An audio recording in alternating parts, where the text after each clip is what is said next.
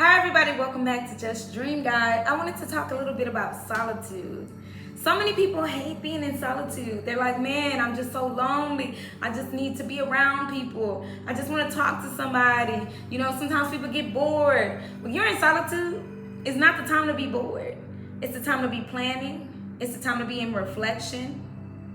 And if you haven't reached that peak yet and you're just at home watching TV and you're just, playing out the day, just blah, blah, blah, blah, blah, then you're gonna feel like blah.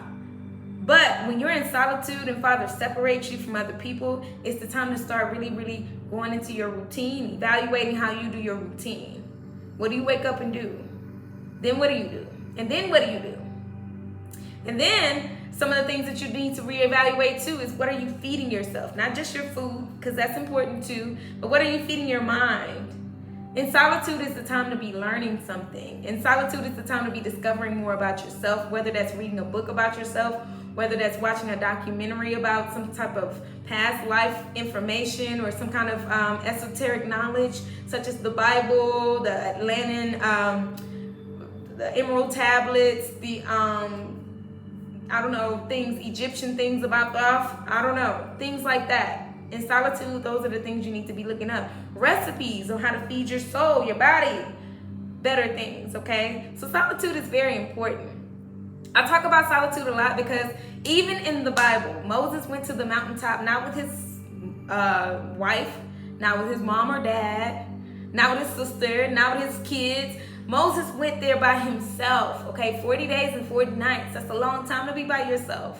So some people go, well, I've been by myself for so long, it's time for somebody to come in. Sometimes people even date out of boredom. Then you end up in another karmic relationship, learning another lesson. And you didn't even have to do that. You could have just reviewed the old test.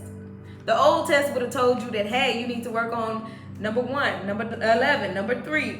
And instead of doing that, you decided, hey, I'm going to go find somebody to reconnect with. And Father's asking you to continue to heal in your solitude because solitude is very important. He takes you and puts you in solitude for protection. It's like he says, okay, you need to heal, so let me take you away from everybody that may be triggering to your soul, to your spirit, to your mind. Let me develop you. Let me mold you in the furnace of just, redevelopment, transforming your mind. That's the time you need to be reading a lot. You need to be, cultivating some of your hobbies. What do you like to do?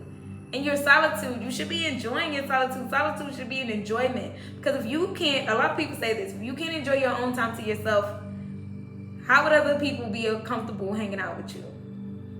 Do you go to the movies by yourself? Do you go out to eat by yourself? Can you read a book? Can you go to the park by yourself? Okay? I'm telling you safely, of course safely. Do all things with safety in mind. But solitude is very important and it's something that you cannot avoid. So I just wanted to talk to you all about being in solitude because it's never a negative thing. It's one of those things where the more in solitude you are, the less you complain. Have you ever noticed that? Because you don't have anybody to complain to. Your mind shifts, okay, into positive thoughts only. Because even when those negative thoughts come, immediately they have to go. You don't have anybody to say, oh man, today is so hard. You're no longer speaking those kind of spells over your life. You're starting to look at, this is what you should be doing in solitude. You should be looking at how to positively keep your thoughts positive. Sometimes those thoughts come. And I'm telling you, at the beginning of solitude, those thoughts come so bad that you're like, oh my gosh, you might even slip into a depression. It's normal, it happens.